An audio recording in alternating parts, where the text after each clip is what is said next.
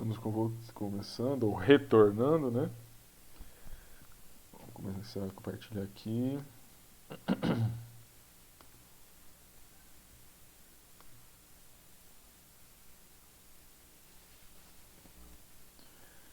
Então, nós estamos vendo sobre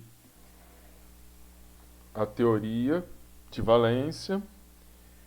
E nessa teoria de valência existe uma questão chamada de hibridização, que nos auxilia as explicações de como um átomo que, teoricamente, poderia fazer apenas duas ligações, pode fazer, por exemplo, como o que está aqui na nossa tela, pode fazer 6 ligações com disposições angulares de 90 graus, com base em que? Com base numa combinação de orbitais, aqui é a combinação desses orbitais, o orbital S, o orbital, 3 orbitais P e 2 orbitais D, de tal maneira que, como resultante dessa combinação, eu vou ter 5 orbitais híbridos com disposições espaciais de 90 graus.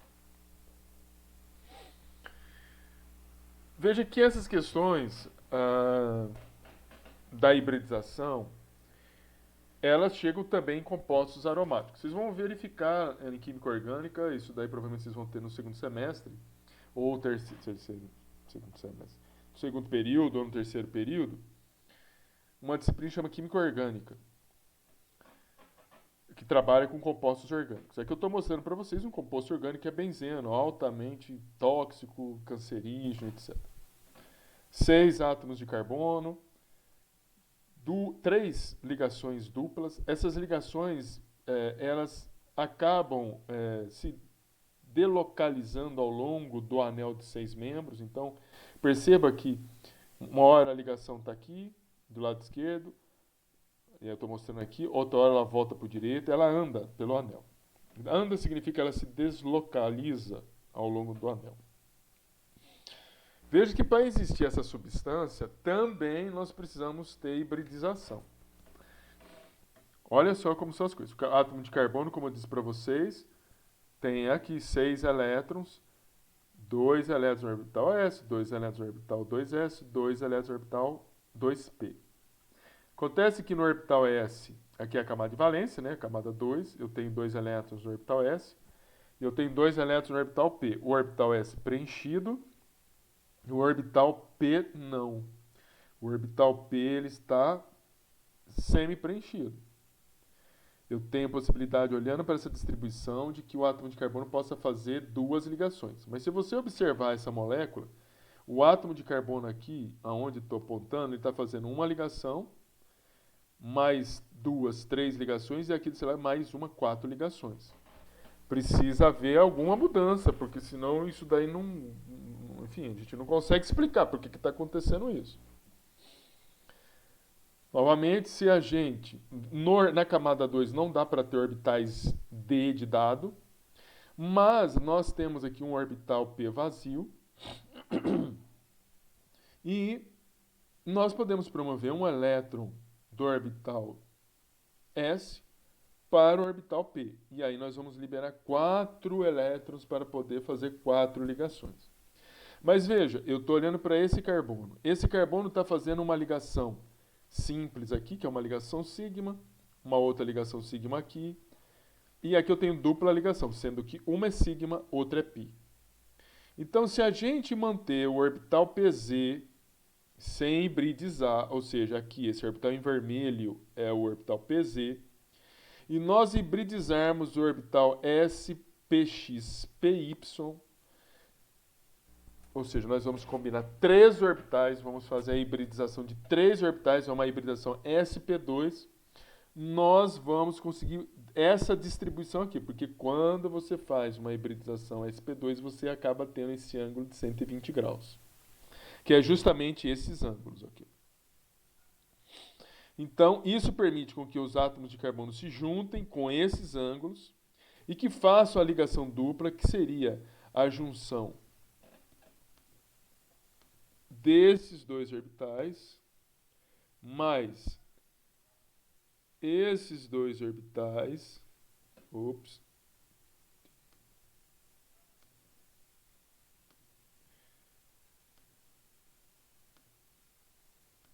esses dois orbitais e esses dois orbitais. Então, fazendo o quê? Essas duplas ligações.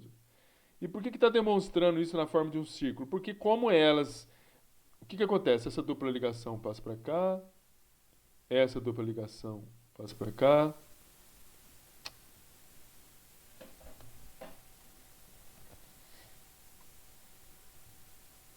Um momento.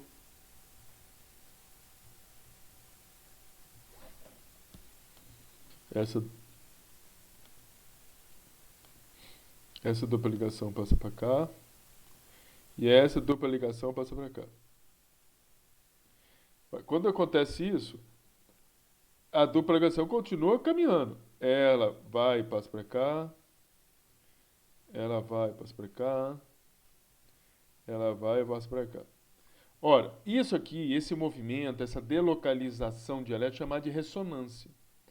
O elétron que está nesse orbital dele vai passando desse orbital para esse, desse orbital para esse, desse orbital para esse, desse orbital para esse, desse orbital para esse e desse orbital para esse. Por isso que eles desenharam esse círculo. Ah, mas por que você está falando isso? Porque, veja, por mais que eu fale aqui para vocês, tem uma importância para tudo nessa vida, né? E eu quero mostrar para vocês uma importância da hibridização.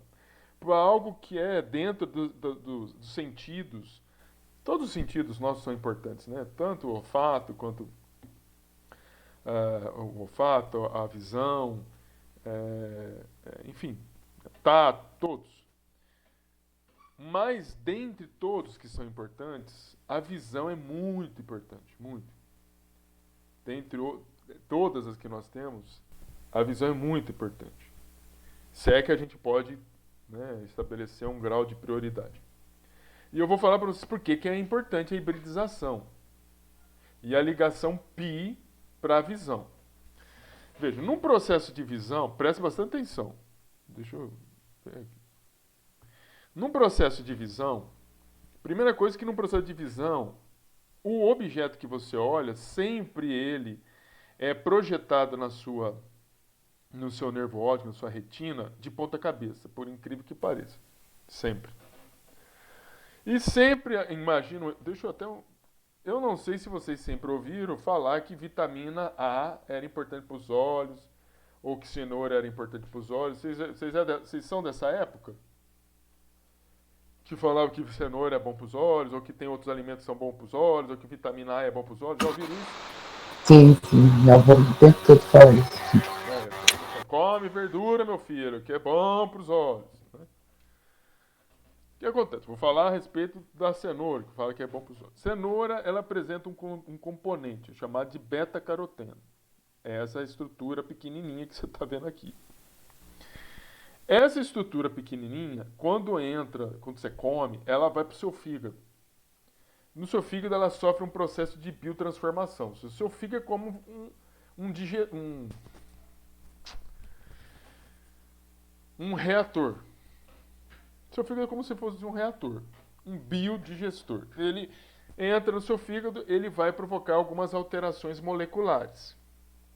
Por exemplo, aqui ele quebra essa molécula no meio. E ele gera esse retinol. Veja, ele quebrou no meio. Ele coloca essas hidroxilas na molécula. Bem, esse retinol, ele é a vitamina A. Então a primeira coisa é o seguinte. A primeira coisa, né? Se falar, a cenoura não tem a vitamina A. A cenoura tem um precursor da vitamina A. Então quem come cenoura achando que está comendo a vitamina A, não. Está comendo o precursor da vitamina A.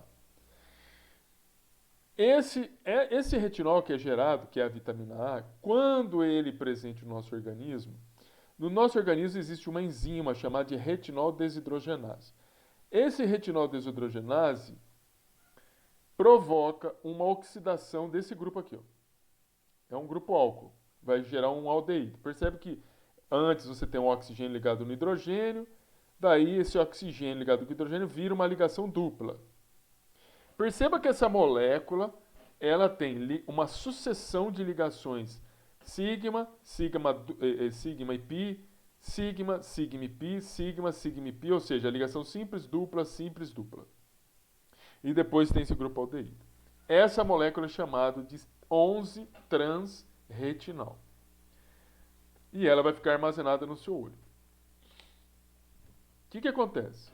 Essa 11-transretinal, quando ela presente no seu olho, na sua retina, ela, em contato com uma enzima, uma proteína chamada de retinal isomerase, uma enzima, ela vai provocar uma alteração na conformação da estrutura da retinal, da 11-retinal. Ela vai provocar essa alteração aqui, ó. Veja que aqui você tem uma molécula que ela é linear. Ela tem essa posição 11, 12, ela tem uma configuração trans. Trans significa você tem o átomo de hidrogênio, que tem um átomo de hidrogênio. Esse átomo de hidrogênio e esse átomo de hidrogênio, eles estão em lados opostos. Quando essa enzima atua sobre a 11-transretinal, os hidrogênios vão passar a ter a mesma posição, ou no mesmo lado, chamado de cis. Quando você faz isso, a molécula ela ganha um grau angular, ou seja, ela passa de um estado mais linear para um grau angular. E isso faz com que esse 11-cis-retinal possa entrar em contato com uma outra proteína que está na sua vista, no seu olho, chamado de escotopsina. Está presente na retina. Escotopsina. Isso faz uma junção. Está aqui a molécula, eu não quis fazer ela, né, assim, toda curvada, mas está aqui meio curvada aqui, né? Ela se liga a essa opsina, que é essa escotopsina, gerando a rodopsina. Veja bem, saí da cenoura, gerei o retinol entra em contato com a retinol desidrogenase, gera o retinal vira retinal, ol para al, retinal. E o 11-transretinal, em contato com a retinol isomerase, sofre um processo, uma isomerização, sai de trans para cis. E esse cis, essa molécula nessa posição, com essa alteração cis, interage com essa proteína. Acontece o seguinte, essa molécula, por ser angular, ela é menos estável do que a transretinal. E o que acontece é que a rodopsina, em contato com a luz, ela sofre a isomerização novamente. E ela libera a proteína. Perceba o seguinte, toda vez que eu tenho luz e eu tenho na minha vista a rodopsina, que é o retinal, é o 11-cis-retinal ligado com uma enzima que está na sua retina, se ela está ligada, com a presença de luz, ela provoca a quebra da molécula, separa a molécula da proteína, da enzima, e ela provoca, num primeiro momento, uma série de fatiamentos dessa proteína, que, em frações de milésimo de segundo, se juntam, gerando a chamada metarodopsina. Ah, mas o que é essa metarodopsina? É essa opsina, é uma opsina com um restinho da retinal, ela volta de novo a 11-transretinal. Veja, ela era já transretinal. Ela virou cis-retinal e voltou a ser transretinal. Essa mudança na presença de luz desencadeia um processo de propagação elétrica, de impulso elétrico do seu olho para o cérebro. É isso que indica que faz seu cérebro fazer uma leitura visual. Você não vê se você não tiver essa propagação do impulso elétrico do seu olho para o seu cérebro. Então, um processo de cegueira pode sim ser ocasionado por falta de vitamina A, porque você não vai ter mais esse processo de conversão de transretinal para cisretinal. Ah, professor, mas por que tem que ver o Kiko? Né? Você fala, tem que ver porque eu estou falando para você de ligação sigma-pi, e essa molécula tem ligações sigma-pi, E segundo, essa molécula tem ligações duplas, das quais só vão existir em função das questões de hibridização, como eu mostrei aqui para vocês. Então, se não tem hibridização, não tem retinal. Se não tem ligações pi, não tem cis transretinal. E se não tem 11 transretinal, não vou ter a geração, a conversão em 11 cis retinal, nem a formação da rodopsina, muito menos essa geração de impulso elétrico. Fatalmente você não me veria. Nós não conseguiríamos enxergar. Compreenderam aí? Compreenderam, senhores? Beleza. Pode perguntar. Fala, Josias. Pergunta, tá ligado. Ah, desculpa, professor. De novo esse microfone ligando. Meu microfone tá ligando sozinho. Continuando. Vamos para uma outra teoria. Uma outra teoria. A teoria dos orbitais moleculares. A teoria dos orbitais moleculares. Nessa teoria dos orbitais moleculares, a importância que a gente tem. Por que surgiu a teoria dos orbitais moleculares? Primeira coisa. Isso aqui vocês se lembram. Inclusive, eu fiz uma pergunta na prova para vocês. Fiz uma pergunta para vocês na prova a respeito sobre a questão de ser paramagnético, diamagnético. Aqui é uma foto do oxigênio líquido grudando ou aderindo sobre um polo magnético. E aqui eu estou mostrando para vocês uma limitação da teoria de Lewis. Lembra que o Lewis ele entendia, ele compreendia que os átomos eles se ligavam para que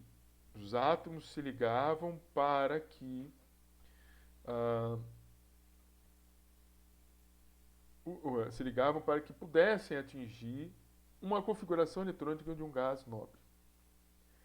E ele desenvolveu uma teoria, um modelo de representação das ligações químicas com base nos elétrons de valência. Muito bem, aqui onde eu estou apontando, nós estamos representando a estrutura de Lewis para o oxigênio. Verifiquem que não existem elétrons desemparelhados aqui. Ó. E se a estrutura de Lewis, com base na teoria de Lewis, fosse verdadeira, o oxigênio não se ligaria nesses polos. O oxigênio, por meio dessa configuração aqui que nós estamos vendo, seria diamagnético. Diamagnético, ou seja, ele não responderia a um campo magnético externo. Mas, se ele tivesse essa configuração em que você tem um elétron sozinho, sim. Então, a estrutura de Lewis, a maneira como Lewis representa uma ligação química às moléculas, tem seus problemas. Tem seus problemas. E aí, se buscou trabalhar com a teoria dos orbitais moleculares. Olha só, eu vou dar um outro exemplo. Dei do oxigênio, vou dar um outro exemplo. Da importância da teoria dos orbitais moleculares por causa das limitações da teoria de Lewis. Diborana é essa molécula, B2H6. É um gás incolor.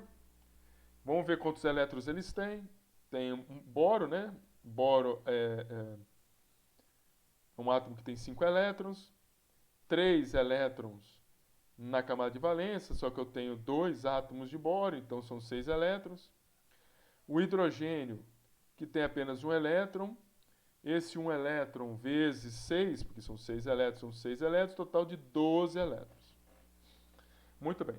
Sem a gente olhar esses elétrons, sem nós olharmos esses elétrons, olhando para a quantidade de átomos e lembrando que os átomos buscam a configuração dos gases nobres.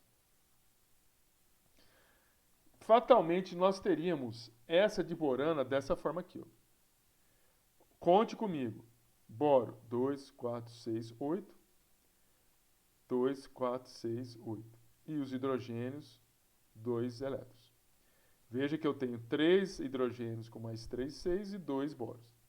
Agora, quanto o total de elétrons comigo? 2, 4, 6, 8, 10, 12, 14 elétrons. Veja a quantidade de elétrons que nós temos, 12. Para nós termos uma estrutura possível de Lewis, eu deveria ter mais elétrons do que eu tenho nessa estrutura. E na realidade, essa estrutura tem essa configuração. E não essa, uma configuração de 90 graus, essa aqui em que você tem um átomo ligado, um átomo de hidrogênio ligado com 2 átomos de boro. Como que pode isso? Um átomo de hidrogênio que tem um elétron, que tem apenas um elétron, se ligar a 2 átomos de boro. Bem, fatalmente, a teoria de Lewis não serve para tudo. Não serve para tudo.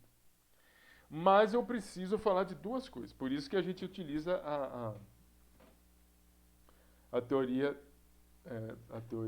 atômica, né, da mecânica quântica. E na mecânica quântica a gente já trabalhou agora há pouco sobre a teoria de valência. A teoria de valência fala que existe uma combinação de orbitais. Lembre-se que orbitais são as regiões de maior probabilidade de você encontrar um elétron. Esses orbitais são obtidos a partir de funções matemáticas que nós chamamos funções de ondas, porque representa a propriedade de onda das moléculas, ou de ondas dos elétrons. Pois bem, quando a gente fala da teoria de valência, a teoria de valência está focada na ligação. Ela mostra uma combinação de orbitais atômicos voltado para a ligação. A teoria dos orbitais moleculares, essa que nós estamos começando a ver agora, ela não está voltada apenas num olhar específico de uma ligação átomo-átomo. Ela olha a molécula como um todo. Ela olha a coleção de átomos que formam uma molécula. Ela olha como os elétrons estão espalhados num esqueleto molecular. Pois bem, vamos pegar uma molécula simples. Vamos pegar uma molécula simples que é uma molécula de hidrogênio. Veja que um átomo, uma molécula de hidrogênio, é uma molécula simples, né, de uma substância simples, H2, que é formada por 2 átomos de hidrogênio. Veja, considere o seguinte, aqui onde eu estou apontando, você tem um átomo de hidrogênio, aqui eu tenho outro átomo de hidrogênio. E aqui você tem um orbital S e um outro orbital S. Tudo bem? E você tem um elétron nesse orbital S e um outro elétron nesse outro orbital S. O que acontece? Orbital, veja que eu tenho um orbital S e um outro orbital S, seriam os 2 átomos de hidrogênio. Orbital, como eu disse para vocês, é ou representa a densidade de probabilidade de você encontrar um elétron em uma determinada região do espaço. Então isso aqui é uma foto, é uma superfície de resposta de uma equação matemática que calcula a probabilidade de você encontrar um elétron em um orbital que designamos como S. Pois bem, se para termos uma molécula do tipo H2, há necessidade que tenhamos uma combinação de 2 orbitais atômicos. E para termos a combinação de 2 orbitais atômicos, nós precisamos ter aquilo que nós chamamos de superposição. Essa superposição nada mais é do que uma somatória de funções de onda, porque se os orbitais são respostas de funções de onda, e lembre-se que eu mostrei para vocês que essas ondas podem ser somadas ou subtraídas. Você pode ter interferências construtivas e destrutivas. Então, se esse risquinho é um orbital e isso representa a probabilidade de você encontrar um elétron, e representa, portanto, a probabilidade de você encontrar o elétron dentro de uma função que representa a movimentação do elétron ao longo do espaço. Aqui também eu posso ter uma combinação dessas funções que são construtivas, e quando elas são construtivas, a molécula entra em estabilidade e, portanto, a energia cai. Ou eu posso ter uma interferência destrutiva, e aí eu gero um orbital cuja energia contribui menos para formar a molécula.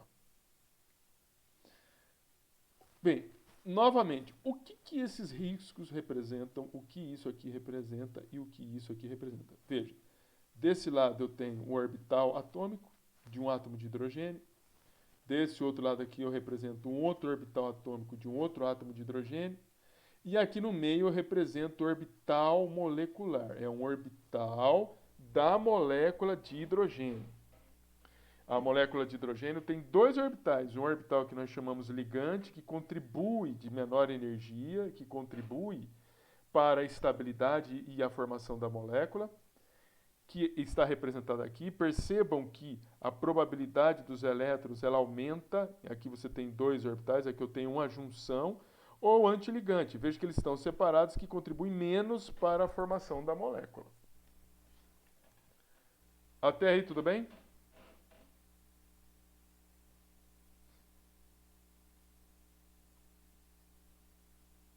Tudo bem, gente? Até aí?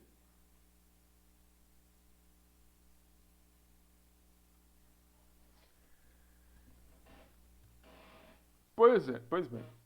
Eu só passei esses desenhos aqui, ó, separados, né? E aqui é uma representação matemática do efeito construtivo da combinação desses orbitais e do efeito destrutivo, ou seja, das funções também. Veja que eu tenho dois orbitais se juntando, então eu vou ter dois orbitais moleculares. Aqui, como eu disse para vocês, é o átomo, um átomo A, que é um átomo de hidrogênio, um outro átomo de hidrogênio, aqui, e aqui eu tenho a molécula. Então, a molécula, ela acaba existindo porque eu tenho esse conjunto de orbitais, dos quais os elétrons acabam perambulando ao longo do espaço, para poder formar a molécula de hidrogênio. Bem, como que se faz a distribuição agora eletrônica desses elétrons em orbitais atômicos nesses orbitais moleculares? Do mesmo jeito como a gente fez antes. Devemos ocupar um orbital de cada vez, se eles forem de mesmo nível de energia. Se não, você coloca um orbital, depois você coloca um segundo orbital, seguindo a regra do princípio de exclusão de Pauling e de Rand. De Pauling cabem apenas 2 elétrons em cada orbital. E o de Rand, 1 elétron em cada orbital, depois você retorna de novo preenchendo. Então aqui eu tenho um único elétron, são 2 elétrons, né? Desculpe, que é um único orbital. E depois eu tenho um segundo orbital de maior energia. Eu vou preenchendo do de menor energia para o de maior energia, cabendo-se sempre 2 em cada orbital. O que vem a ser HOMO? O que vem a ser LUMO? HOMO vem do inglês, né? Highest Occupied Molecular Orbital. Orbital molecular de mais alto... orbital molecular ocupado de mais alta energia. Esse aqui é o orbital molecular de mais alta energia. Esse LUMO significa Lowest Unoccupied Molecular Orbital. Orbital molecular desocupado de menor energia. Essa diferença entre HOMO e LUMO é muito importante dentro da mecânica quântica e dentro das moléculas, porque é ela que está em voga, que está em consideração, para sabermos a quantidade de energia necessária para que um elétron saia do HOMO e vá para o LUMO, e ao chegar ao LUMO, ele vai emitir energia e volta ao HOMO novamente. Repetindo, HOMO é o orbital molecular preenchido de mais alta energia e LUMO é o orbital molecular vazio de menor energia.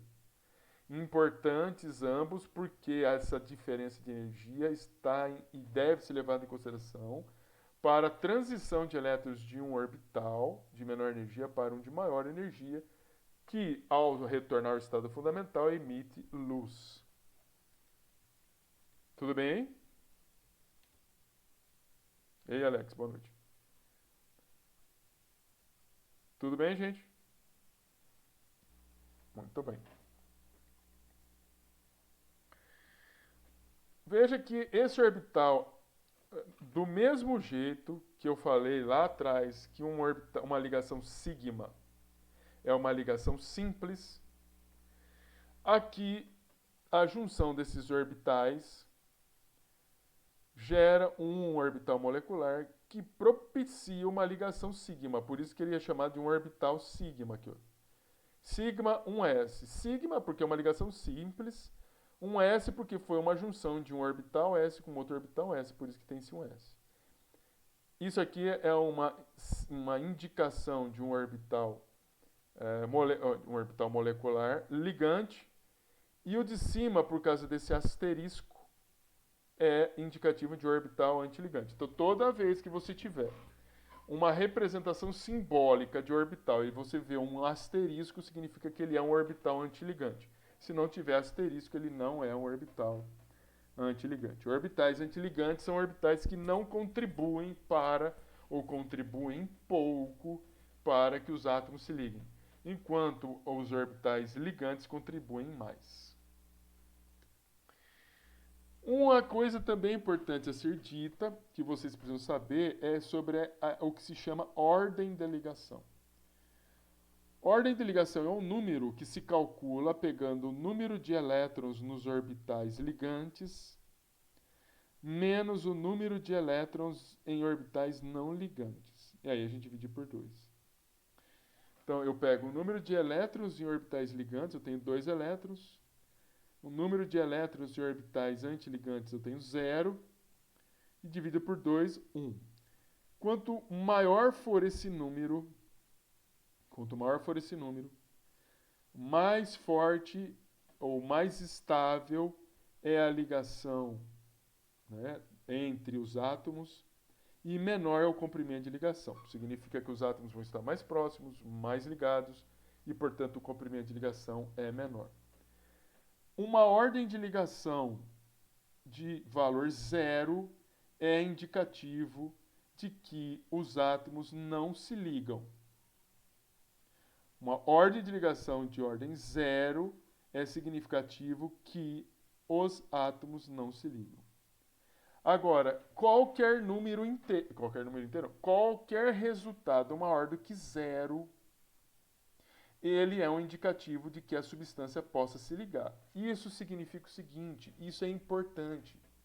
O que eu vou falar agora é uma questão importante. Perceba que desde o momento em que nós começamos a falar de ligação, desde lá da ligação iônica até a ligação covalente, a gente sempre está combinando elementos químicos positivos e negativos, ou nós estamos compartilhando elétrons. E no caso da ligação covalente, nós precisamos ter sempre o compartilhamento de elétrons. É sempre pares de elétrons, pares de elétrons, pares de elétrons. Sempre. Para formar uma ligação. Mas na teoria dos orbitais moleculares, não é necessário que você tenha 2 elétrons. Um único elétron é suficiente para que você mantenha uma ligação entre 2 átomos de hidrogênio. Um único elétron. Um único elétron. Porque um único elétron, ainda que a energia possa ser menor, ela se configura numa situação de possibilidade dos átomos se ligarem. E eles vão se ligar. E eu vou mostrar alguns exemplos aqui para vocês. Tudo bem?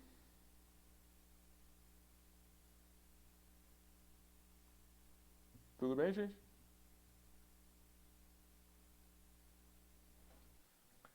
Estou falando o seguinte, vamos voltar aqui.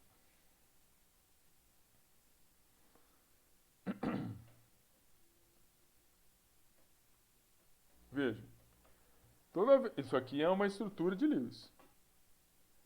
Aqui eu tenho uma ligação simples e uma dupla. Perceba que esse traço, ele representa que você tem um compartilhamento de elétrons. Então, sempre esse traço representa que você tem 2 elétrons aqui, aqui você tem 4 elétrons, aqui você tem 2, 4, 2. Beleza? Compreendido isso? Aí, isso significa, na teoria de valência, por mais que a gente possa... Deixa eu mostrar outra aqui.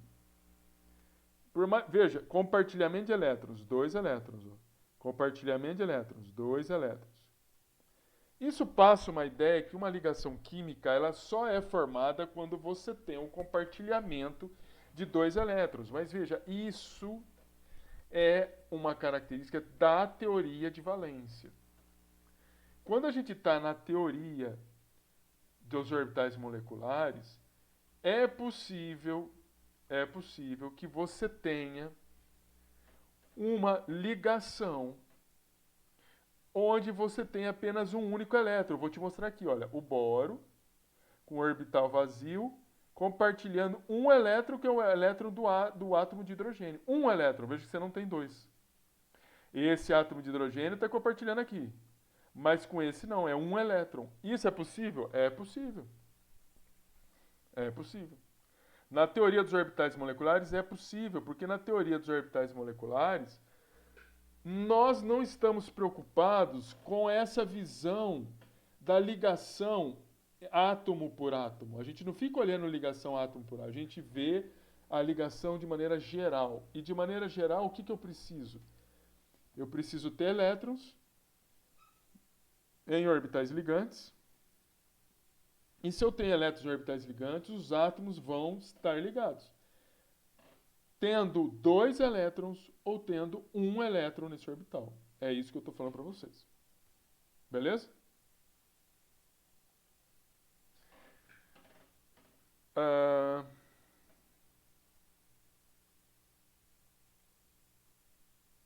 Isso aqui eu já falei.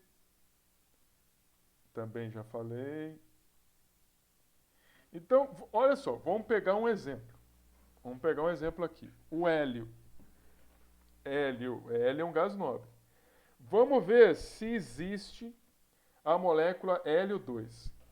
Veja, hélio 2, hélio é um átomo. A gente vai ver se a molécula hélio 2 existe a partir dos seus átomos. Então eu tenho desse lado um átomo de hélio com um orbital 1s que tem 2 elétrons, ou seja, ele tem uma configuração do gás nobre. Hélio, né, que tem 2 elétrons de valência. E eu tenho aqui um outro átomo de hélio com 2 elétrons de valência. Como eu disse para vocês, na teoria dos orbitais moleculares, você tem uma combinação de 2 orbitais, uma combinação que pode ser construtiva, que abaixa a energia do orbital molecular, e destrutiva, em que você faz ou gera um orbital antiligante. Isso aqui é um orbital ligante, isso aqui é um orbital antiligante. Um orbital ligante ajuda a ligar os átomos, um orbital antiligante ajuda pouco, contribui menos. Veja, eu tenho 2 orbitais atômicos, gerei 2 orbitais moleculares. Eu tenho 2 elétrons com mais 2 elétrons, são 4 elétrons. Eu tenho que distribuir esses 4 elétrons ao longo desses orbitais moleculares. Eu vou vou distribuir um elétron aqui, depois mais um, depois mais um, depois mais um. Veja, todos os orbitais estão preenchidos. Todos os orbitais são preenchidos. Como que a gente calcula essa ordem de ligação? A ordem de ligação... Oh, meu filho. A ordem de ligação ela é calculada da seguinte maneira. Você tem 1/2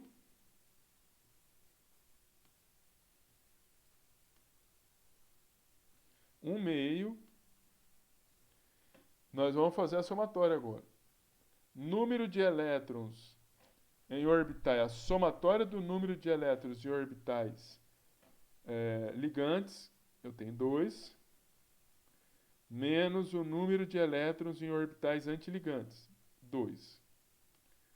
Ou seja, essa ordem de ligação aqui vai dar 0. Uma ordem de ligação 0 é indicativo que essa molécula não existe. Não existe pelo seguinte fato. Você tem elétrons que estão em orbitais que contribuem para juntar os átomos, mas você tem elétrons em orbitais que, preenchendo inclusive todos os orbitais, só tem um, mas são todos, né, o que são possíveis aí, enchendo os orbitais antiligantes. Ou seja, do mesmo jeito que você tem orbitais contribuindo para juntar os átomos, você tem aqueles que contribuem para desestruturar, separar os átomos. Aí a molécula não existe. Essa molécula simplesmente ela não existe. Tudo bem? Tudo bem? Ótimo. Vamos ver outros exemplos do hidrogênio. Veja, aqui está os orbitais. Aqui desse lado onde... Calma aí.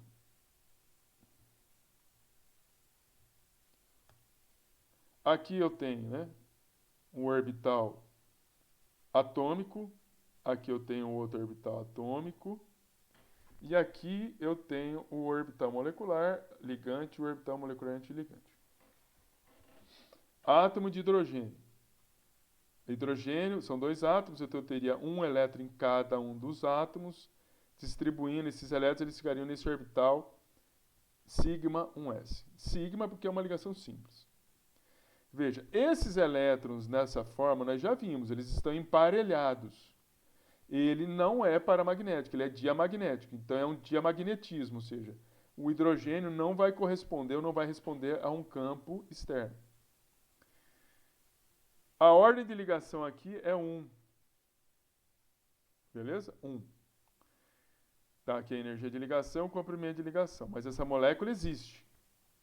E se fosse hidrogênio mais?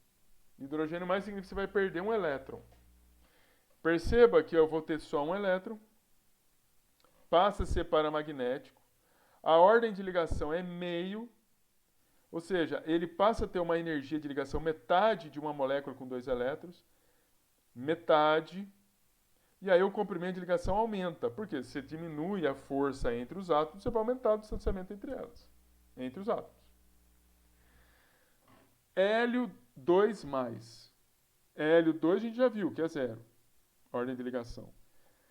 A molécula não existe. E o Hélio 2+, ou seja, perdeu um elétron. Está aqui. Ó.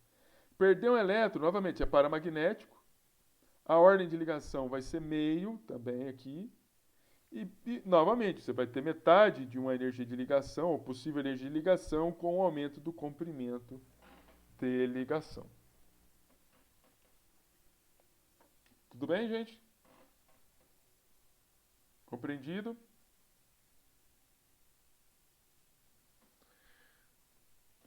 Vamos sair do hidrogênio, vamos para o oxigênio. Veja, eu só vou... Depois eu vou explicar aqui esses níveis de energia dessas moléculas biatômicas homonucleares, ou seja, são moléculas simples que apresentam o mesmo átomo, o mesmo elemento químico. Quando a gente passar para moléculas mais complicadas, eu só vou falar para vocês, né? Vocês não têm necessidade de saber. Mas esses diagramas de energia que eu estou passando agora para vocês, sim, tá? Novamente, estamos vendo sobre teoria de orbitais moleculares. Teoria de orbitais moleculares. Está aqui o oxigênio, a distribuição eletrônica dele. 6 elétrons. Ele poderia ganhar mais 2 elétrons. Olha, esses átomos de oxigênio poderiam se combinar, gerando orbitais moleculares. Pois bem. Desse lado aqui eu tenho os orbitais do átomo de oxigênio. Desse outro lado aqui eu tenho os orbitais do outro átomo de oxigênio. E no meio eu tenho os orbitais moleculares da molécula de oxigênio. Então, aqui embaixo, olha só, na camada de valência eu não tenho orbital S? Está aqui, ó. Eu não tenho 2 elétrons no orbital S? Então eu tenho o orbital 2s, 2 elétrons. E aqui o outro átomo de oxigênio, o outro orbital 2s com 2 dois elétrons nesse orbital 2s. Como eu falei para vocês, orbitais são funções, aliás, são densidades de probabilidade de você encontrar os elétrons numa determinada região do espaço, e são funções ou provenientes de cálculos feitos com funções de onda, funções que descrevem a propagação ou encaminhamento de elétrons ao longo do espaço. Funções de onda você pode somar, uma combinação, um efeito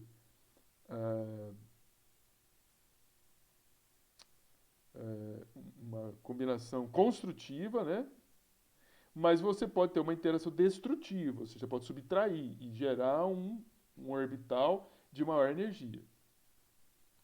Então aqui eu criei dois orbitais, um orbital sigma e um orbital sigma antiligante.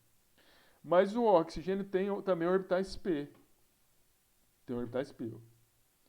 Tem 3 orbitais p com 4 elétrons, mais 3 orbitais p do outro átomo de oxigênio com 4 elétrons. Esses orbitais p podem se combinar também. Eles se combinam formando uma ligação sigma e se combinam, aí você vai ter 2 desses aqui se combinando com outros 2 do outro, formando ligações π. Então, aqui, a ligação π é formada por 2 orbitais, a ligação sigma por um orbital, combinação de um orbital com outro orbital. E os orbitais π, eles acabam tendo tanto da combinação construtiva quanto a destrutiva. A construtiva ela não é mais estável na questão do oxigênio em relação ao orbital sigma, assim como o orbital π antiligante, tem aqui o π, um asterisco, também não é mais energético do que um orbital sigma antiligante. E esses aqui são os orbitais moleculares que mantêm os átomos de oxigênio unidos. Você acaba tendo elétrons, se você contar, eu tenho 6 elétrons de um lado, 6 elétrons, são 12 elétrons. Você vai preenchendo, 1, 2, fechou, 3, 4, fechou, 5, 6, fechou, 7, 8, 9, 10, lembrando que é sempre coloca uma na caixinha, depois coloca outra na caixinha, depois volta, completa a caixinha e vai subindo. Verifique que o oxigênio tem 2 elétrons desemparelhados. Diferente do que a estrutura de Lewis mostra como elétrons, todos eles emparelhados. Eles têm 2 elétrons que estão desemparelhados. 2 elétrons emparelhados. E por estarem desemparelhados, é isto que dá e configura o oxigênio como um composto paramagnético. Ah, tá bom. Aí você fez a distribuição eletrônica. Como que seria a distribuição eletrônica da molécula de oxigênio? Ué, é você escrever aqui, olha, sigma 2s. Por que sigma 2s? Sigma 2s, porque foi a combinação dos orbitais 2s. 2, esses 2 são esses 2 elétrons. Aí você passa para o próximo. Sigma antiligante, orbital antiligante. Sigma 2s asterisco elevado ao quadrado. Depois sobe sigma, só que é orbital 2p. Então é sigma 2p, 2 elétrons. 2 elétrons. Vai subindo π. π tá aqui, ó. π 2p. π, que é o orbital, 2p é esse aqui, ó. 2p que é o orbital. π é o orbital molecular. Esse 2p é para falar que o orbital π foi formado a partir do orbital 2p. E aqui tem 4 elétrons. Vou colocar 4 elétrons. Segue em frente, orbital π asterisco, π antiligante, 2p elevado ao quadrado, porque tem 2 elétrons. E aqui é só mostrando como, isso aqui é só para mostrar para vocês, é como se dá a combinação. Um orbital px com outro orbital px. E aí para formar um orbital π, um orbital py com outro orbital py. Um orbital pz com outro orbital pz. E aí você forma os 2 orbitais π ligantes e os outros orbitais π antiligantes. Tudo bem? Tudo bem, gente?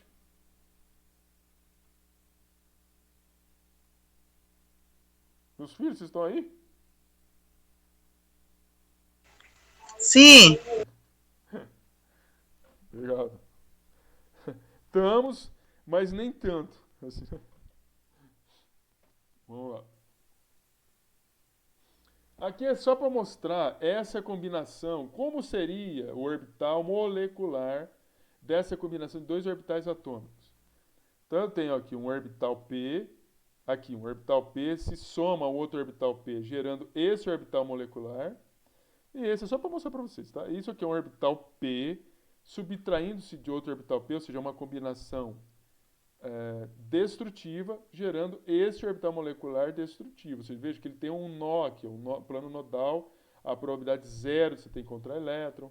Aqui eu tenho uma probabilidade maior de se encontrar elétron, aqui menor. Esse aqui contribui mais para deixar os compostos ligados, esse aqui menos.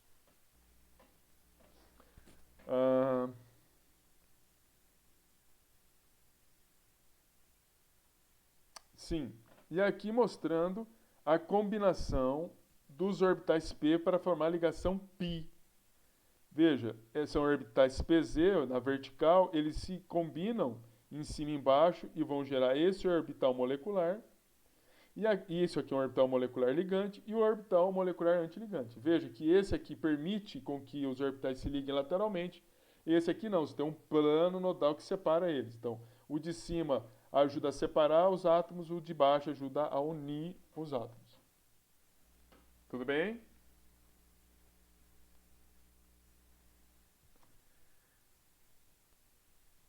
Vamos lá. Então, aqui, como eu mostrei para vocês, essa estrutura de Lewis não dá para ser utilizada para representar o oxigênio. Porque essa estrutura de Lewis mostra que você tem pares de elétrons sempre compartilhados, compartilhados não, pares de elétrons, sempre o elétron está em pares. E isso configuraria o átomo de oxigênio, a molécula de oxigênio, como sendo diamagnética. E nós já vimos que ele é paramagnético justamente por causa destes elétrons que estão separados. Vamos ver o nitrogênio. Vamos entender o nitrogênio aqui. Nitrogênio, 5 elétrons na camada de valência. O nitrogênio aqui é o átomo, né, de nitrogênio. E a gente vai falar da... Deixa eu voltar só um pouquinho aqui. Eu falei do átomo ou da molécula de oxigênio formada a partir do átomo de oxigênio, mas o flúor e o neônio têm a mesma situação que o oxigênio. Mesma. Flúor e neônio, mesma situação do oxigênio. Agora, nitrogênio gasoso, assim como B2, ou seja, boro, e o C2, é a mesma situação do nitrogênio que eu vou falar agora. Nitrogênio tem essa configuração elementar. 5 elétrons na camada de valência. 5 elétrons. A tendência dele é ganhar elétrons. Então, veja bem, ele tem o orbital S e o orbital P na camada de valência. Então, olhando aqui, desse lado eu tenho um átomo de nitrogênio. Para esse outro lado eu tenho um outro átomo de nitrogênio. E aqui no meio eu tenho os orbitais moleculares. Orbitais moleculares que são formados a partir da combinação desses orbitais atômicos. Veja bem o seguinte. Como nós vimos, os orbitais S podem se combinar construtivamente ou destrutivamente, formando os orbitais sigma e sigma antiligante. Sigma ligante e sigma antiligante. Acontece que nitrogênio é menos eletronegativo que o oxigênio. E nitrogênio, por ser menos eletronegativo que o oxigênio, veja, aqui você tem o orbital S. Se você tem um posicionamento, você quer saber aonde que o núcleo estaria? O núcleo estaria aqui, ó. Aonde eu estou pintando aqui, ó. Aqui você estaria o núcleo. Aqui, nessa área aqui, né, essa, né, não consigo pintar inteiro, mas essa área aqui seria aonde está o núcleo. Veja, o nitrogênio, ele é mais ou menos eletronegativo que o oxigênio. Mais ou menos eletronegativo que o oxigênio. Nitrogênio é mais ou menos eletronegativo, gente? Boa noite, Aziz.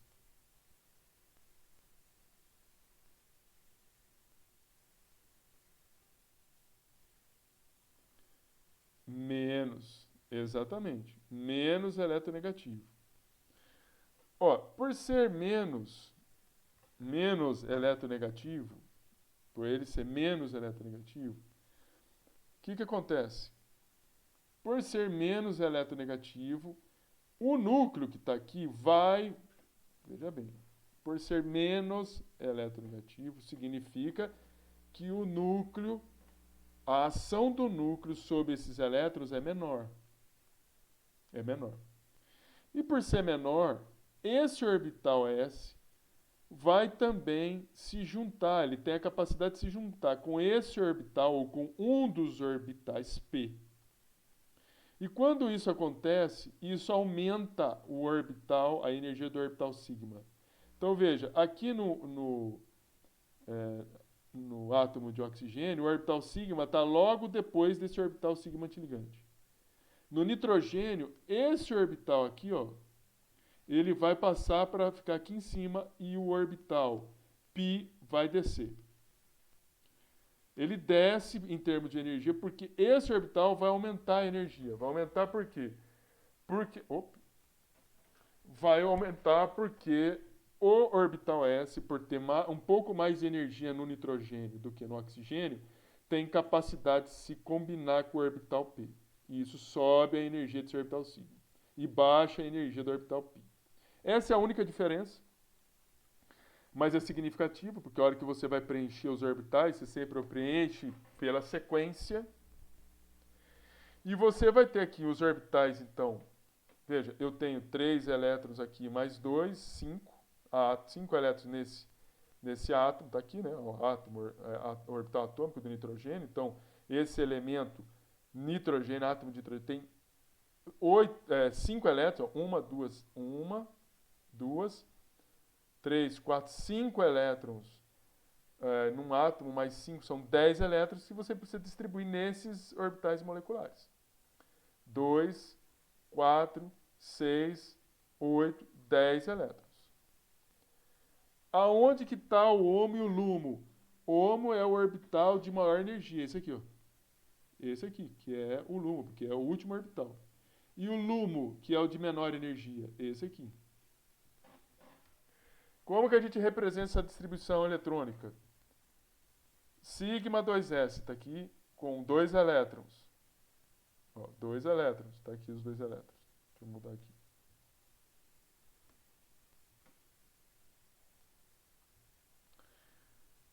Depois, próximo, sigma antiligante, 2s. Sigma, 2s antiligante, 2, porque tem 2 elétrons. Passa para cá, π 2p. π 2p, 4 elétrons, está aqui os 4 elétrons. Próximo, sigma 2p. Sigma 2p, 2 elétrons. 2 elétrons. Está aqui a configuração eletrônica da molécula. Aqui no meio é a molécula de hidrogênio. Aqui dos lados, deixa eu passar um risco aqui. Dos lados,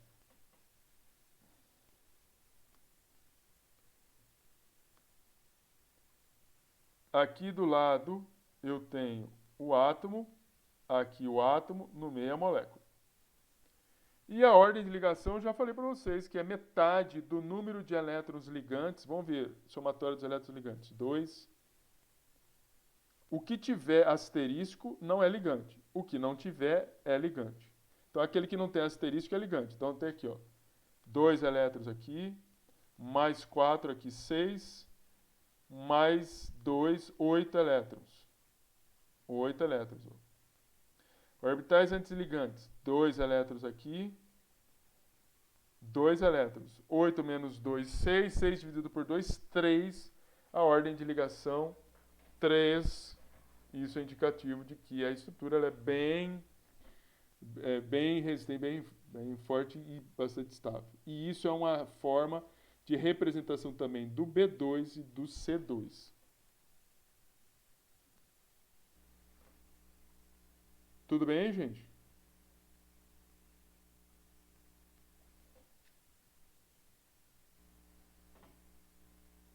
Então, aqui é olhando essas moléculas que a gente acabou... Eu vi as moléculas de hidrogênio, as moléculas do hélio. Aqui eu dando agora olhando o boro, interagindo com o boro. O boro tem 6 elétrons de valência. E ele tem essa configuração eletrônica e é um composto paramagnético com uma ordem de ligação igual a 1 e essa energia de ligação. Perceba que depois, quando eu vou para o carbono, né, o C2, ele é diamagnético, não tem elétron separado, ordem de ligação 2, e perceba que a energia de ligação aumenta. Por que isso acontece? Porque essa ordem de ligação, como eu disse para vocês, quanto maior ela, mais os átomos vão estar ligados entre si. Portanto, para você tirar um elétron desse... causar a retirada de um elétron de uma molécula muito bem ligada, fortemente ligada, vai ter que gastar mais energia. E aí, se ela está mais fortemente ligada, o comprimento de ligação cai. Veja que cai de 159 para 131. Quando eu vou para nitrogênio, nitrogênio é diamagnético também. Ele não gruda no campo magnético, num ímã, né, ou num campo magnético externo. Veja que ele tem uma ordem de ligação 13. Ó. Veja que a energia de ligação aumentou ainda mais e o comprimento de ligação diminuiu mais ainda. Quando você vai para o oxigênio já tem uma energia, uma eletronegatividade muito maior do que boro, carbono e nitrogênio. Por ter mais energia de ionização, aquele orbital que eu falei para vocês, que é o orbital S, que tem mais energia, ele no oxigênio ele não tem toda essa energia não, então ele cai. Tá vendo que tem essa setinha só para falar, ele cai, a distribuição eletrônica continua a mesma e você veja que o oxigênio tem 2 elétrons sem estarem compartilhados. Ele é paramagnético. Por isso que quando você pega o oxigênio e passa ele num campo magnético, ele gruda e o nitrogênio não. E o flúor, veja que você tem os elétrons,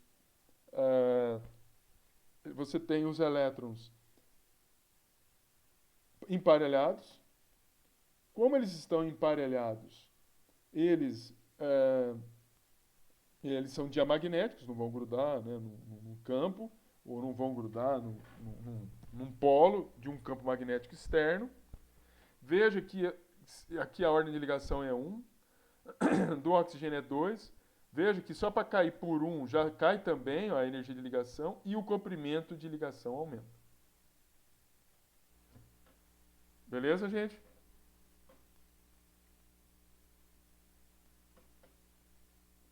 Beleza?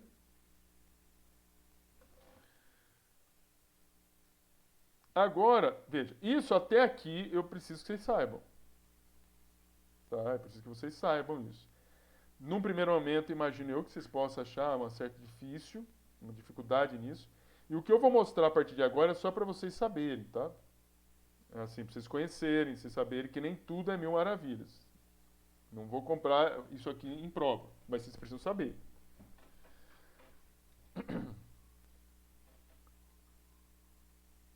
Nós, até agora, eu mostrei para vocês moléculas que têm 2 átomos iguais. 2 átomos iguais. Veja, flúor, molécula de oxigênio, de nitrogênio, de carbono, de boro.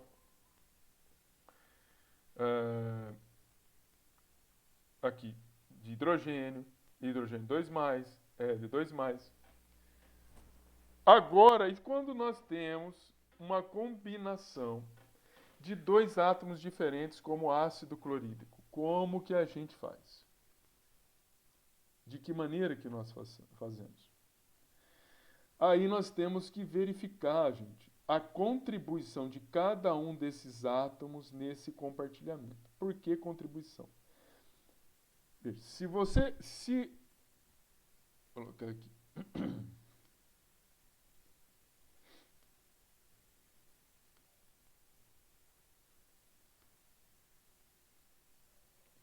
Se o cloro ele é mais eletronegativo que o hidrogênio, esses elétrons que estão aqui compartilhados, eles vão estar mais próximos do cloro. Isso vai gerar um momento de dipolo negativo aqui para o cloro e um momento de dipolo positivo aqui para o hidrogênio. Essa contribuição do cloro em puxar mais os elétrons para si, ele é representado por essa letrinha durante as somatórias ou subtrações das funções de onda. E isso faz com que, quando nós vamos construir um diagrama de energia, veja, aqui eu tenho hidrogênio, aqui eu tenho flúor. E aqui no meio eu tenho ácido fluorídrico. Veja, olha só a configuração dos elementos químicos. O flúor, 1s2, 2s2, 2p5, 7 elétrons na camada de valência, eles têm um orbital S e um orbital B na camada de valência. Enquanto o hidrogênio, um orbital S. Olha só onde está o orbital S, vou apontar aqui, um orbital S e o orbital P do flúor. Olha onde está, é o orbital atômico aqui, tá? E olha onde está o orbital atômico do hidrogênio. Percebe que o orbital atômico de hidrogênio está muito mais para cima, tá horrível, muito mais acima do que o orbital S e o orbital P do flúor. Ah, professor, por que isso acontece? Porque o flúor, ele é um elemento mais eletronegativo, então ele atrai esses orbitais, esses elétrons muito mais para próximo dele do que o hidrogênio. Isso faz então com que esse orbital S faça combinações apenas com o orbital P. Não vai conseguir fazer combinações com esse orbital S. Não vai. Esse orbital S vai ser um orbital não ligante, tá vendo? Está escrito no bonding. No bonding. E assim também como não vai fazer combinações com esses orbitais, esses demais orbitais PY e PZ. Também vai ser não ligantes. Ainda assim que sejam orbitais não ligantes, na definição de HOMO e LUMO, ou seja, HOMO é o orbital que tem elétrons de maior energia e LUMO é aquele que tem elétrons vazios, orbitais vazios, que não tem elétrons de menor energia. E veja, essa é uma situação, é só para vocês conhecerem. Perceba que é diferente um diagrama de moléculas constituídas por átomos diferentes de um diagrama como esse em que os espaçamentos são muito parecidos. E as coisas podem piorar. Aqui é um diagrama do átomo do monóxido de carbono. E aí, esses risquinhos é só mostrando as combinações que você tem entre os orbitais. E pode se piorar ainda mais. Aqui você tem uma molécula de água, molécula triatômica. E esses desenhos que nós estamos vendo aqui são os orbitais moleculares, em que o conjunto desses orbitais moleculares é que permanecem ou fazem com que os átomos de oxigênio e de hidrogênio possam se ligar.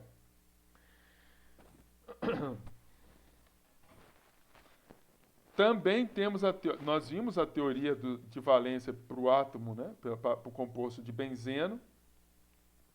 Isso aqui a gente já viu lá atrás, tá vendo? Aqui você tem os orbitais sp2 interagindo entre si. E aqui os orbitais pz que podem interagir aqui para fazer uma ligação dupla. Aqui também interagindo para fazer uma ligação dupla em cima e embaixo. Aqui teria também que fazer uma ligação em cima e embaixo. Aqui também em cima e embaixo. E aqui também em cima e embaixo. Para fazer uma ligação dupla. Isso a gente já tinha visto. Mas, pela teoria dos orbitais moleculares, o benzeno, olha só que diferente, como que são esses orbitais. E aqui são os orbitais moleculares. Então, é só para vocês verem que a mecânica quântica permite você calcular os orbitais. Aqui estão os orbitais, são orbitais moleculares, são orbitais atômicos, são orbitais moleculares, da molécula. E veja que ele não está te mostrando, olha, onde está a ligação, onde está o elétron, onde que está o átomo de hidrogênio, como que eles se ligam? Porque a ideia da teoria dos orbitais moleculares é de probabilidade de você encontrar o elétron numa determinada região do espaço. É isso. Aqui, nós vamos piorando. Aqui é uma molécula como o SF6. Tá aqui também o diagrama de energia deles. E aí aí você vai, pô, mas e a teoria dos orbitais moleculares são importantes para quê? Para que essa trem que você está me mostrando, professor, essa coisa de ficar combinando, e ter, esse trem que você está falando, de combinar orbital atômico, que são esses, gerando orbitais moleculares, e que esses orbitais moleculares, esse monte de risco e de linha que puxa daqui, puxa de lá. Por que isso é importante? Para que a gente possa definir principalmente isso aqui, ó, o LUMO e o HOMO. Qual que é o HOMO e o LUMO de uma molécula? Porque esse espaçamento, por exemplo, aqui, ó, esse espaçamento aqui, vai me definir quanto de energia eu preciso para que a molécula possa emitir luz. E isso é importante. Se você não tivesse isso, esses compostos que possuem o beta-caroteno, como a cenoura, como o mamão, como a manga, como a abóbora, eles não apresentariam essa cor. Porque é um constituinte assim como o tomate, o morango, o caqui, a melancia que possui o licopeno. Veja, são moléculas parecidas, com uma série de ligações duplas e simples, mas que elas possuem uma configuração eletrônica em que vai existir um HOMO e um LUMO necessário para que eles possam sofrer uma transição eletrônica, voltar e emitir luz. Ou necessários para que eles possam absorver energia e ter esta cor. Veja, se a cenoura é laranja, tem essa cor laranja, é porque ela está absorvendo na região do azul, ou seja, ela absorve a luz na região do azul, ela absorve, passa os seus elétrons para um nível de energia que configura-se uma diferença de energia na região do azul, mostrando laranja. E o tomate que é vermelho, ele absorve na região do verde, mostrando o vermelho. Olha, se a gente não tivesse essa questão do que é um HOMO e do que é um LUMO, você não pode entender por que certos componentes são amarelos e outros são vermelhos. E a questão não é só porque as moléculas são diferentes. Elas são diferentes, a estruturação espacial delas são diferentes, porque os seus orbitais moleculares são diferentes e porque se gera, portanto, o orbital preenchido de maior energia em relação ao vazio de menor energia, eles são responsáveis pela coloração daquilo que tu vês. Se é amarelo, se é vermelho, se é azul, se é verde. Beleza?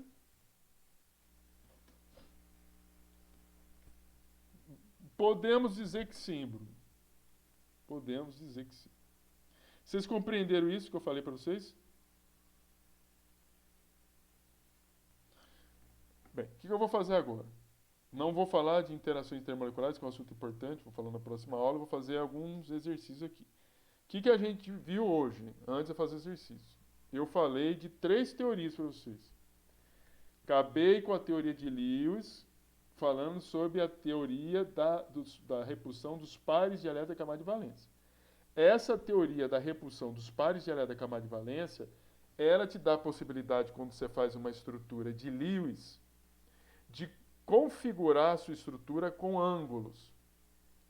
Mas isso fizeram os estudos, tem ângulos muito bem definidos em função do número de elétrons que estão em torno do átomo central. E aí você tem diferentes geometrias. Você tem geometrias que são desde a linear até as quadrado-planares, gangorra, T e assim por diante. Depois a gente viu uma teoria de valência. Essa teoria de valência, ela está focada mais sobre o arranjo de orbitais, mas com foco na ligação do átomo. Enquanto na teoria de orbitais moleculares, você não está com foco na ligação ou na superposição de orbitais atômicos dentro de uma ligação, mas você está vendo uma superposição de orbitais como um todo numa molécula. Na teoria de orbitais moleculares, você não se importa onde que está, para mostrar onde que o átomo de hidrogênio está se ligando com o oxigênio para formar água. Você quer mostrar que existem orbitais moleculares, uma série de orbitais moleculares que contribuem para que os elétrons possam estar divagando no espaço e mantendo unidos os átomos de hidrogênio com os de oxigênio. Vamos fazer pelo menos alguns exercícios, daí a gente descansa.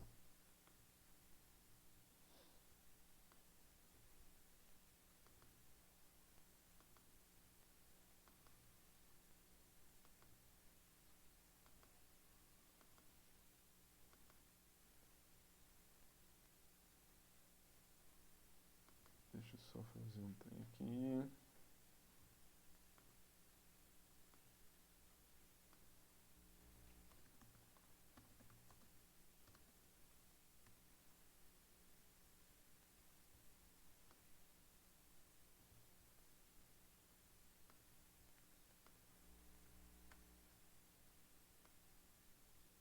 Um momento, tá, gente?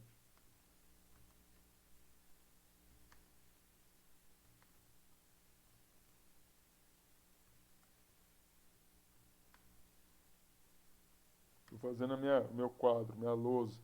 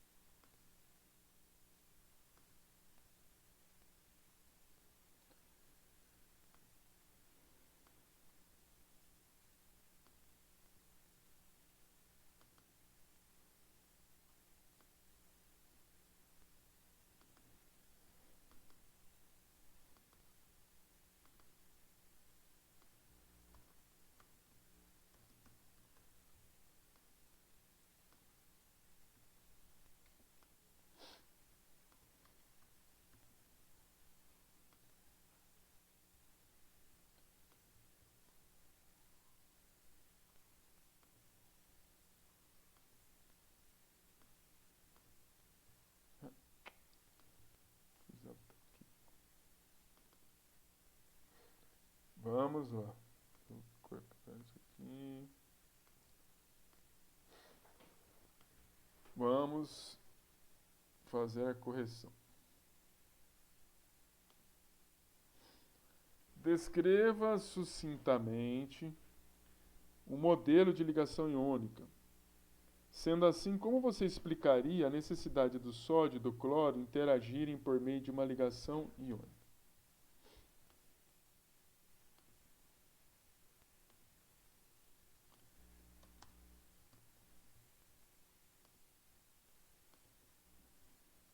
O modelo de ligação iônica é caracterizado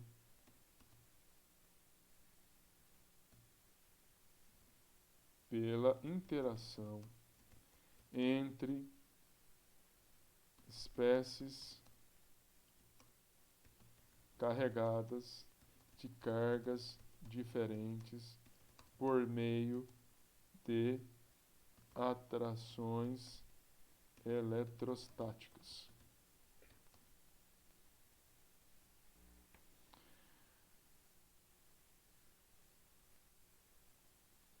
O sódio, por ser um elemento químico com um elétron no orbital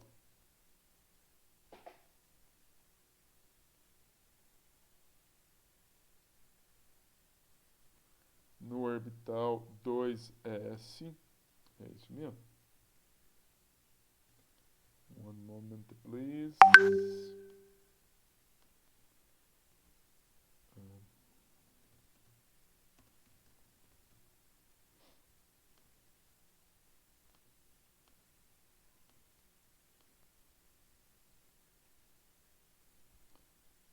Sódio, não. 3s. 11 elétrons. 3s, camada de valência. O sódio, por ser um elemento com elétron no orbital 3s, até vou colocar aqui,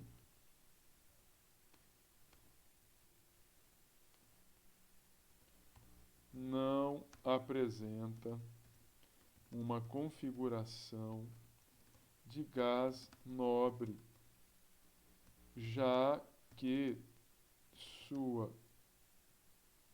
configuração eletrônica, vou colocar aqui, sua configuração eletrônica da camada de valência N igual a 3 está incompleta.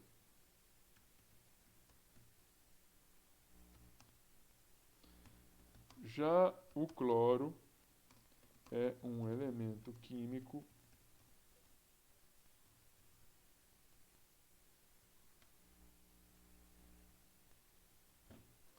que possui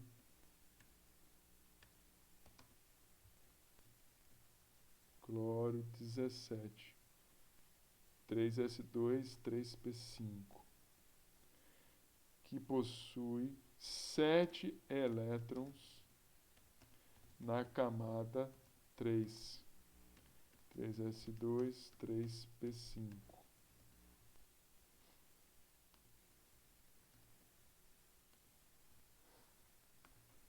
Já o cloro é um elemento químico que possui 7 elétrons na camada de valência. Portanto,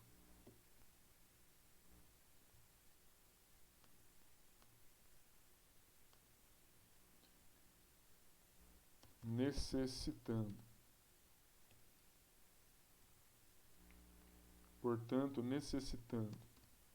Já o cloro é um elemento químico que possui 7 elétrons na camada de valência, na camada 3. Portanto, na camada 3, N igual a 3. Portanto, necessitando de apenas um elétron para adquirir a configuração do gás nobre argônio. Sendo assim, há uma tendência do sódio em perder este elétron localizado no orbital 3s1 para adquirir a configuração do gás nobre neônio. Ele perde aqui, ó. Esse sódio, ele perde um elétron para ficar com a configuração eletrônica do neônio. E o hélio ganha um elétron para ficar com a configuração eletrônica do argônio. Esse ele é localizado no orbital 3 para adquirir a configuração do gás nobre neônio, enquanto o cloro tende a ganhar um elétron adquirindo a configuração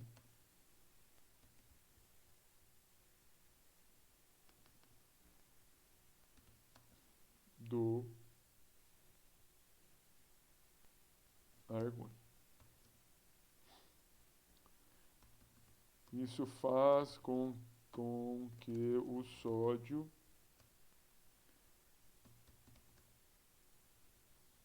se torne um cátion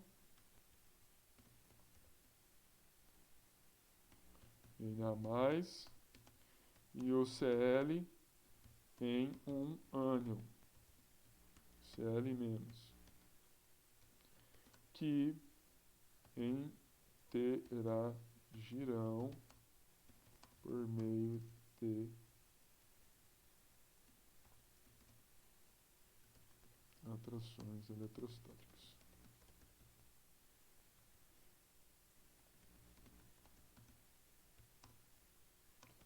formando NaCl.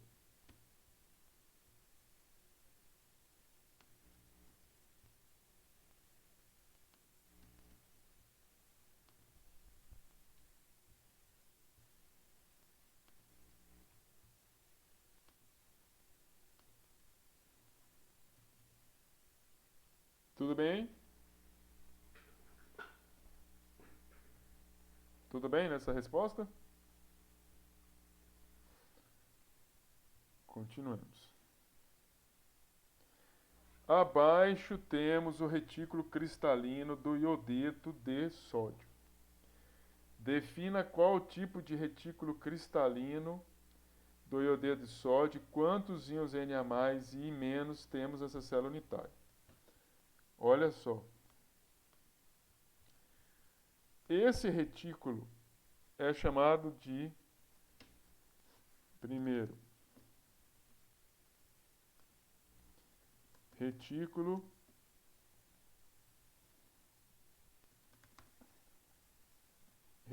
cristalino de face centrada. Por que é de face centrada? Porque há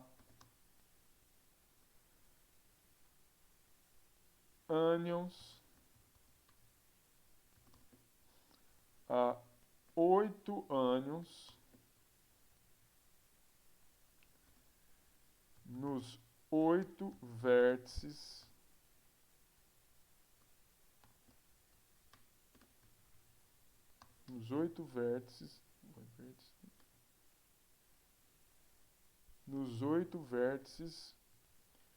do cubo, assim como há um íon, há 8 ânions e menos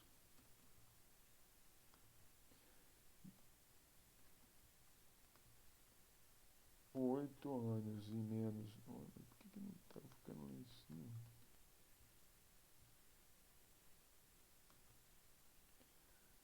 8 ânions e menos nos 8 há 8 ânions e menos nos 8 vértices do cubo, assim como há um íon e menos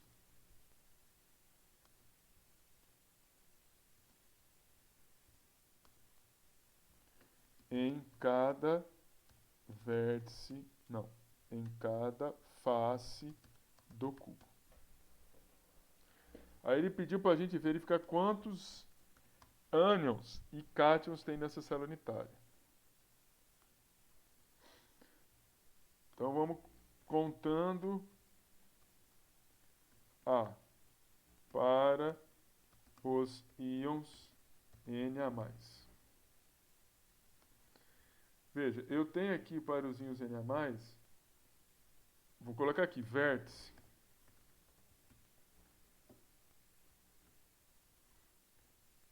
Eu tenho 1, 2, 3, 4, 5, 6, 7, 8.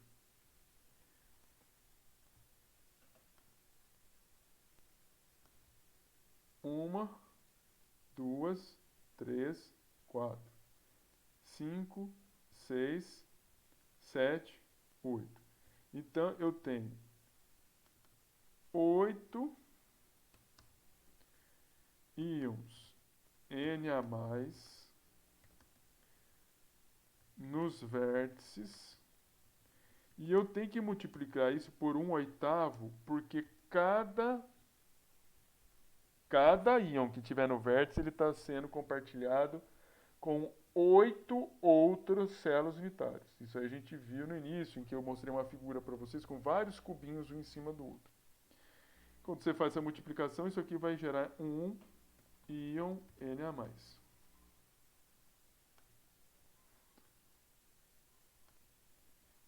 Depois, eu tenho um íon Na+ em cada face.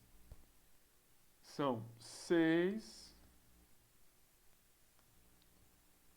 íons Na+ nas faces do cubo.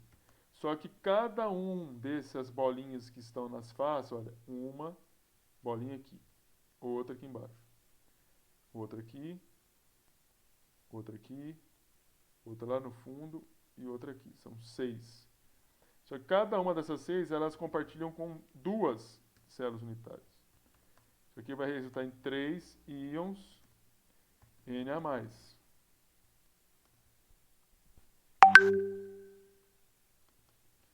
Isso aqui vai resultar num total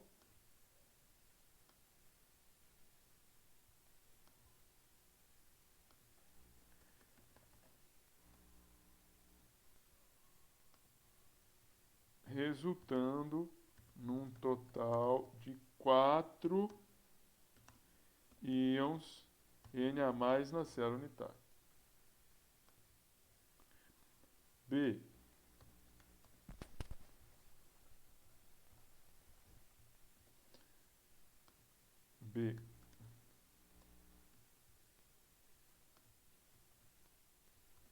Para os íons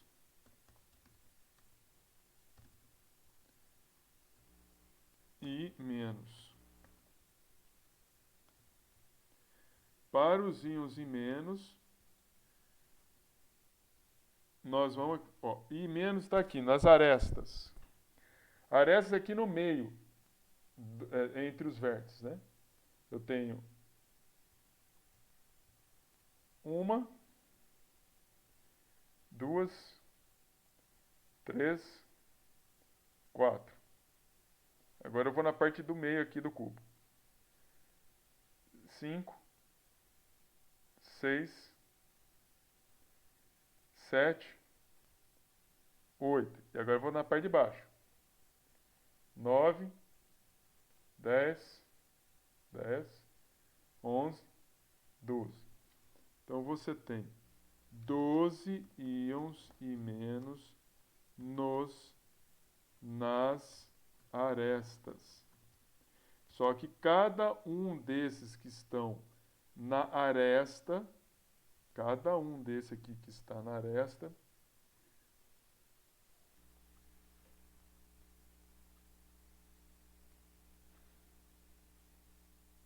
estão compartilhando com 4 células unitárias.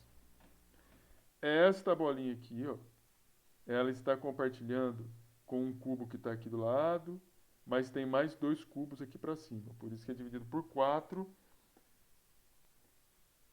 E aí, esse resultado será 3 íons e menos.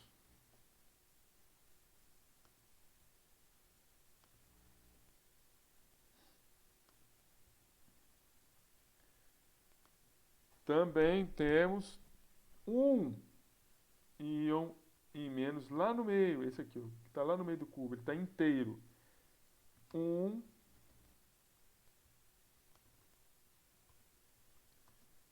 íon e menos no centro do cubo, vezes um inteiro, um íon e menos.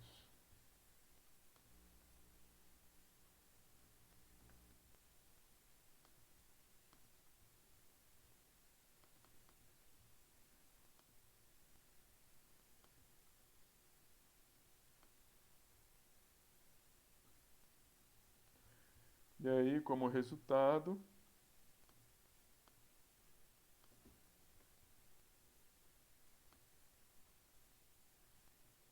nós vamos ter 4 íons e menos.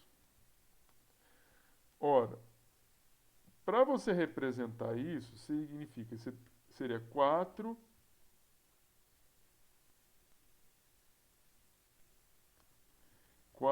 N mais 4 I menos.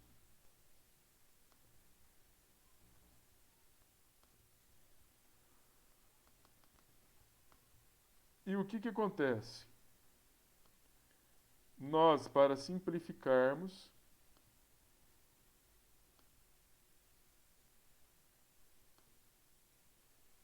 nós dividimos isso aqui por 2. Ou melhor, simplificar dá para dividir por mais, né? Dividimos por 4. E aí, como resultado, a hora que a gente divide por 4, eu vou até isso daqui, a hora que a gente divide por 4, isso aqui vai ficar n a mais, ou ni. É a forma de representação simples de um retículo,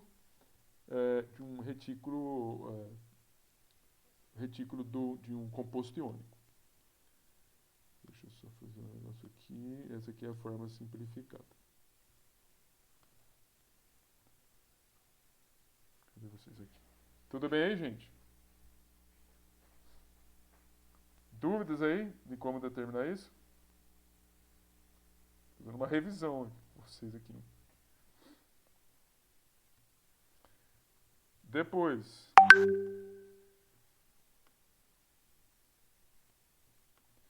dê a configuração eletrônica do estado fundamental para os seguintes íons, que é para relembrar do que aconteceu na prova. Para a gente fazer aqui do galho mais,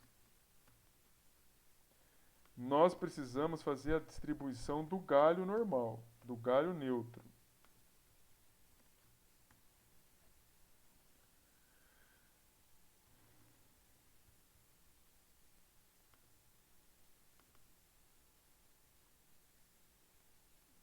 Isso aqui.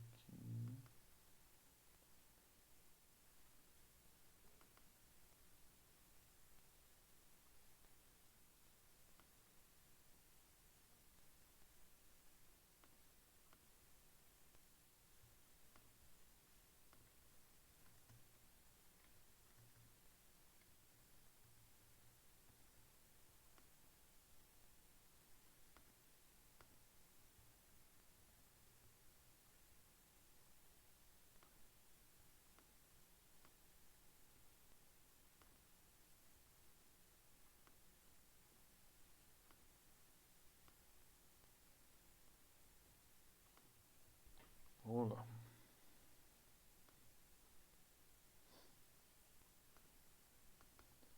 Vamos ver o galho, quanto que o galho tem, o número atômico. 31, o galho. Número atômico 31. Z igual a 31. Vou seguindo aqui, ó, fazendo a distribuição eletrônica. 1s2, 2s2, 2p6, 3s2, 3p6, 4s2, 2s2, 2p6, 3s2, 3p6, 4s2, 3d10, 10, 20, 30, 31, D10, 3D10, 4P1.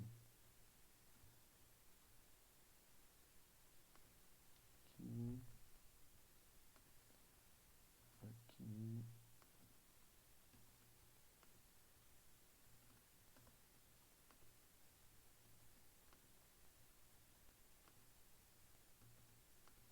Olha,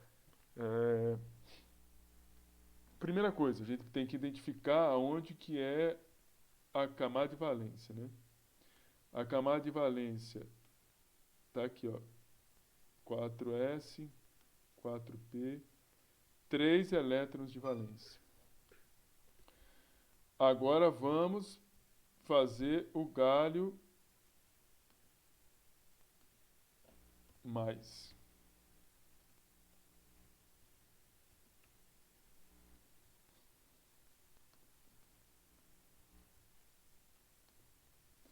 E o galho mais, que continua tendo Z igual a 31,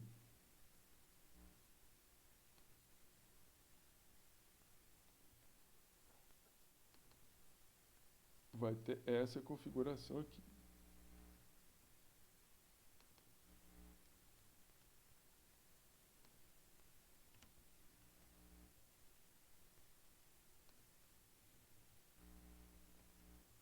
Vou fazer aqui.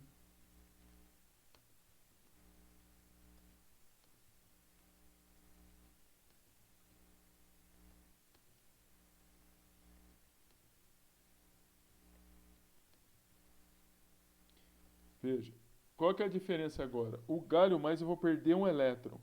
Eu vou perder ela da camada de valência. Vou perder daqui. Eu tenho 3 elétrons. Eu vou tirar de onde? Daqui.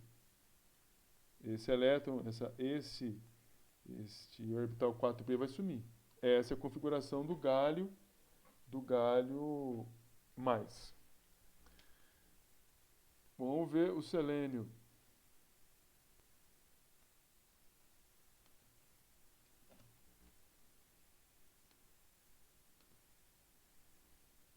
B, selênio 4 mais. Selênio 34 selênio. Vamos pegar aqui e fazer o selênio neutro. Selênio 34. 34 significa que eu vou colocar mais 3. Então, aqui. Vamos ver. 10, 20, 34. Aí ele está falando selênio 4.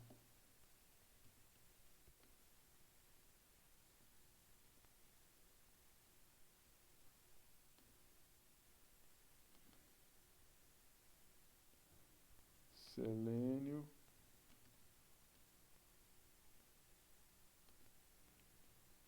4.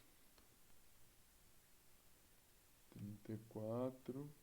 Nós vamos perder 4. Olha, perder 4, vamos acabar perdendo esses 4 aqui, ó. Vai ficar a mesma coisa. Mesma coisa a configuração do selênio 4 mais com o galho mais. Por fim, C.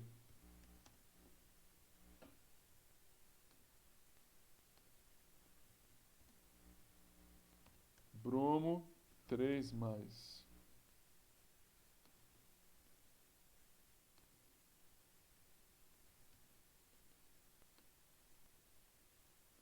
Bromo 35. Bromo 35. 35, então aqui vai ter que ser 5. 10, 20, 35.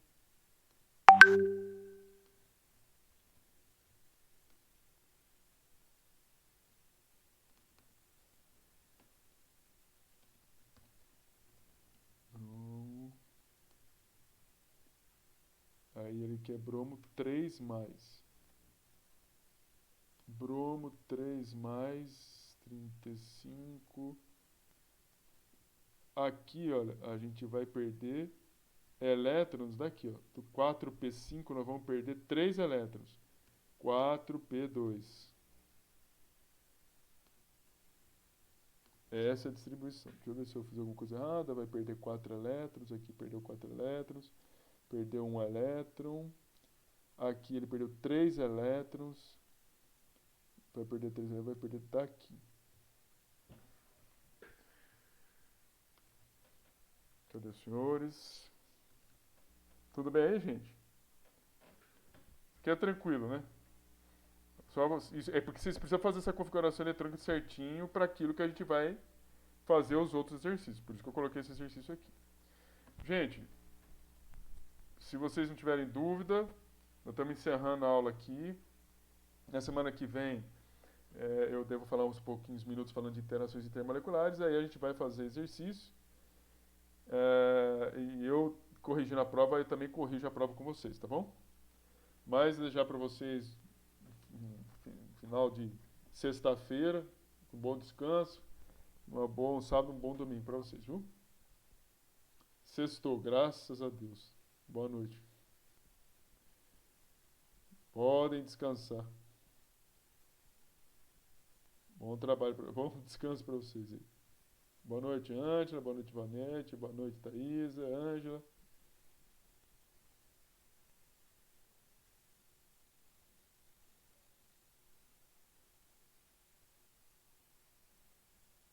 Boa noite, Ângela.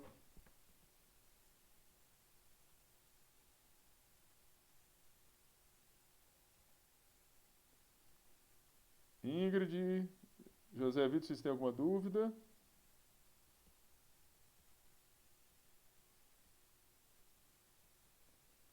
Se vocês tiverem alguma dúvida, aí vocês entrem em contato comigo, tá bom? Ou pelo zap, ou vocês mandam, pode mandar o áudio, ou pode escrever, tá bom? Sem problema nenhum. Ou vocês marquem comigo pra gente usar aquele horário que a gente agendou na quinta-feira, tá?